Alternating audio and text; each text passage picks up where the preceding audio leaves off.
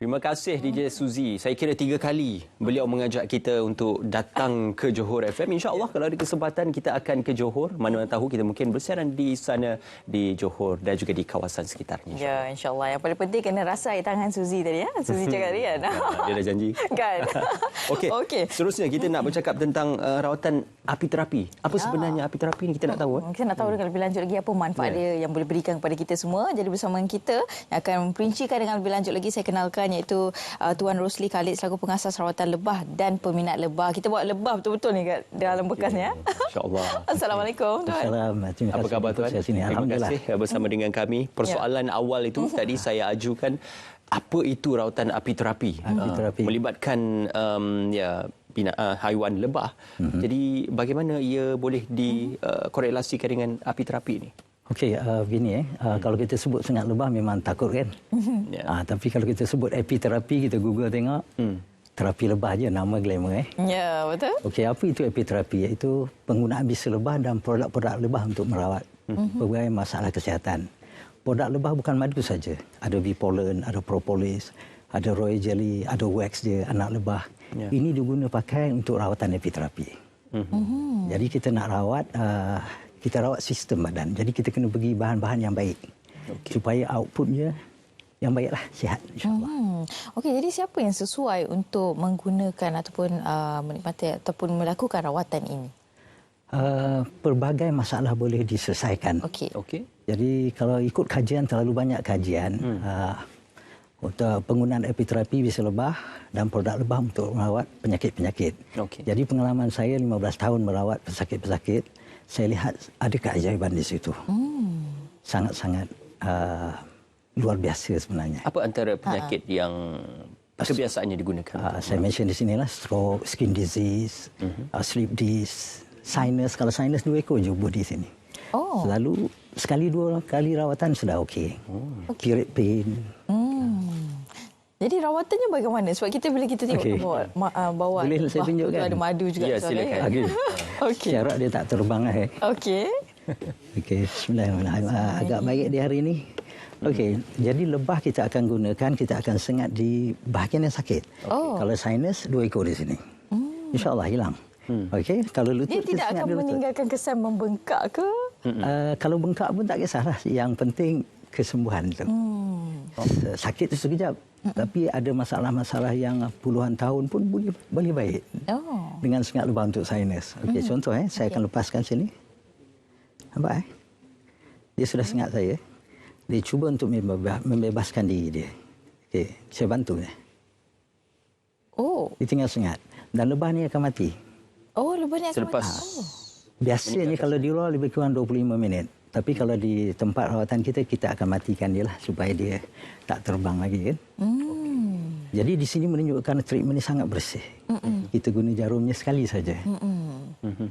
Okey. Jadi boleh dikatakan rawatan ini sebagai satu rawatan alternatif? Yes, saya rasa ini treatment of choice sebenarnya. Okey. Sebagai satu kaedah rawatan yang sangat-sangat berkesan sebenarnya. Okey. Jadi seawal usia berapa sesuai untuk menerima rawatan ini, Tuan? Saya pernah merawat kes yang baby yang berumur 1,5 tahun. Tapi kalau ada baby yang 3 bulan masalah skin disease, kita ada produk-produk yang kita olahkan daripada produk-produk lebah. Jadikan krim. Jadi masalah psoriasis, eczema, alhamdulillah sangat cepat. Okey. Ini mungkin yang ditunjukkan tadi adalah yang paling asas kepada meletakkan lebah itu di atas permukaan kulit sebagainya. Yang paling ekstrim atau yang paling major operasi dalam rawatan ini apa bentuknya? Berapa ekor yang digunakan? Kita boleh bermula seawal sebanyak 2 ekor. Sampailah yang pernah saya gunakan sampai 50 ekor. 50 ekor? 50 ekor. Itu untuk ekstrim macam breast problem, lung, kanser. InsyaAllah. Jadi untuk sesinya berapa kali perlu Kalau yang melibatkan sakit-sakit kronik, saya syorkan untuk mengambil 30 sesi, maknanya 30 hari. 30 berturut-turut ataupun ada boleh berturut-turut. Kalau yang kronik memang kena datang hari-hari. Kalau diceritakan tadi menggunakan sengatan lebah ini sebagai salah satu kaedah rawatan alternatif, pilihan, choice. Kita ingin mengetahui bagaimana kajian ataupun mungkin pemerhatian yang dilakukan oleh pihak tuan sendiri dalam keberkesanan sengatan itu kepada keperluan merawat sakit itu dan juga mungkin kondisi ataupun keadaan penyakit itu sendiri. Dia sebenarnya research terlalu banyak mengenai lebah, sengat bisa lebah dan produk-produk lebah. Itu tidak dapat dinafikan, sudah sedia ada. Cuma pendedahan kepada masyarakat agak limited. Bagi saya sebab keadaan ini murah untuk merawat. Untuk menggunakan bisa lebah dan produk lebah tidak mahal. Mungkin ini akan membawa pemikiran yang agak skeptikal sedikit kepada masyarakat kerana bagaimana sengatan yang akan membengkakkan kulit boleh merawat. Okey. Sebab tu sesiapa yang nak menggunakan kaedah rawatan ini saya wajibkan mereka untuk datang dengan taklimat. Okey. Itu pasti. Kalau tidak sukar untuk kita rawat mereka kerana perception itu tak ada. Mereka mesti faham kenapa mereka nak terlibat dalam kaedah rawatan ini. Dan jenis-jenis lebah yang digunakan tu adakah ia ada satu jenis saja ataupun beberapa bergantung pada penyakit dan sebagainya? Yang diguna pakai di seluruh dunia ini dipanggil Apis mellifera. Worldwide diguna pakai untuk kaedah epiterapi dalam kajian. Di Malaysia kita ada spesies yang dipanggil Apis rana, dia agak kecil, tapi kalau kita guna itu banyak ekor pun tidak memberi kesan yang macam mana. Macam ni. Ini agak-agak tinggi sikit dos dia. Apis dorsata iaitu lebah tualang lebih besar, itu tak semua boleh ambil. Jadi kita kena tengoklah. Okey. Di hadapan kita ni mungkin boleh diterangkan. Okey. Ini honeycomb yang dibuat oleh lebah. Ini spesies yang sama. Spesies yang sama. The best structure in the world, hexagon. Okay. Kalau kita pegang ni ringan saja. Sangat ringan. Kalau ditimbang lilinnya lebih kurang 150 gram. Berapa lama masa penghasilan? Ini lebih kurang 2 minggu. Dia menggunakan banyak resources. Macam kita kalau kita 1 pound lilin ni mengambil lebih kurang 8 pound honey. Okey, tengok ini kalau sudah yang masih ada honey lagi. Yang sudah ada honey. Cuba pegang ini. Okey. Oh, beratnya. Apa bezanya? Ini sudah ada honey dalam ni, madu. Cuba tengok. Apabila water content below 18%, lebah akan tutup ni. Dia akan tutup honeycomb tu. Okey. Jadi kalau kita nak harvest, kita tengok di sini, madu sudah matang. Kenapa madu hutan cair? Sebab water content dia 25 hingga 28%. Belum matang. Sebab kalau kita dah naik atas, memang tak turun tangan kosong je lah. Ambil saja. Wah, ni berat ni. Cuma penggunaan lebah jenis ini, tuan sendiri menternak dan juga... kena menternak untuk keperluan harian banyak.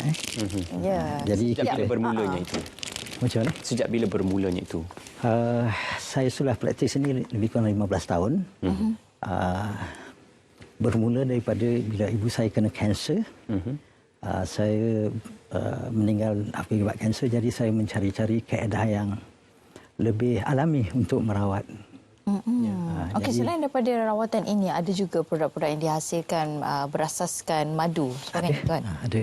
Jadi kita boleh gunakan macam kita ada krim untuk muka, krim untuk luka-luka kencing manis, kanser.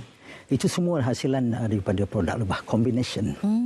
So sebenarnya industri ini boleh berkembang luas lagi dengan combination produk lebah dan substance-substance yang di luar sana. Apabila memperkatakan berkenaan rawatan alternatif ini, kita ada mendengar rawatan yang menggunakan lintah. Dan kini kita mendengar pula dan belajar berkenaan apiterapi rawatan menggunakan lebah. Jadi sinonimnya penggunaan rawatan menggunakan binatang ataupun haiwan jenis ini, apa mungkin akan ada evolusi ataupun akan diperluaskan pada masa-masa mendatang? Saya rasa itu sudah pasti. Sebab industri menggunakan bisa sangat besar sebenarnya. Bernilai bilion ringgit. Wow. Okey, jadi saya rasa masyarakat perlu didedahkan lagi dengan kaedah rawatan alternatif yang begini, dan mereka-mereka yang ada entrepreneurship should look into this. Okey, dan di kesempatan ini mungkin Tuan boleh kongsikan kepada mereka yang belum lagi mencuba kaedah apiterapi ini untuk sama-sama kita, kita dah tahu dah apa antara kelebihan dan juga manfaatnya. Jadi mungkin ada sikit kata-kata kepada para penonton untuk kita menikmati rawatan secara alami ini. Ya. Okey, bagi saya jangan kita tutup kepada kaedah-kaedah lain yang boleh menyembuhkan. Jadi buka fikiran untuk menerokai possibility kaedah yang lebih alami. Dan bagi pihak saya akan mula mendedahkan ini. Lepas 15 tahun melihat keajaiban dalam kaedah ini, sudah sampai masanya untuk masyarakat tahu. Apa rawatan ini selamat, Tuan? Dia sebenarnya sebelum kita nak rawat, kita test dulu, kita tengok allergy reaction. Pengalaman saya merawat ni, kalau setakat allergy yang kecil-kecil itu sebahagian daripada package rawatan ini. Kalau demam, ada rashes kecil-kecil, ada caranya untuk selesaikan. Tapi kita jangan risau dengan yang kecil itu, kerana manfaatnya dia sangat besar. Okey. Jadi pada awalnya mungkin akan mendengar taklimat dahulu. Itu wajib. Okey, kemudian akan membuat ini dululah, apa ni orang kata, buat test dululah untuk mengetahui apa antara tindak balas badan dan sebagainya. Dan kemudian baru akan teruskan dengan treatment lah. Yes. Okey, itu dia. Bagaimana mungkin para penonton nak tahu dengan lebih lanjut lagi, Tuan? Kalau nak menghubungi saya, mungkin ada Facebook sebagainya ke? Ada, boleh rawati Facebook Afnan Apiterapi, boleh dapat detail kat situ. Nombor telefon, alamat, semuanya di situ. Dan hubungi saya untuk rawat, untuk buat appointment. Rawatan hanya dengan melalui appointment saja. Okey. Baik, terima kasih Tuan atas perkongsian tersebut. Mungkin dari semasa ke semasa kita akan melihat industri rawatan alternatif ini akan lebih berkembang luas untuk dipelbagaikan, malah untuk menjadi pengajaran dan pelajaran kepada masyarakat di luar sana. Terima kasih Tuan bersama dengan kami. Apiterapi satu jenis rawatan apiterapi. Kalau anda berminat ingin mengetahuinya, boleh melakukan sedikit pembacaan sendiri ataupun terus saja mendapatkan maklumat lanjut bersama dengan tetamu kita seketika tadi untuk kita memberikan gambaran berkenaan tentang rawatan alternatif khususnya dalam dunia perubatan moden ini. Ya, itu dia. Baik, dan seterusnya seperti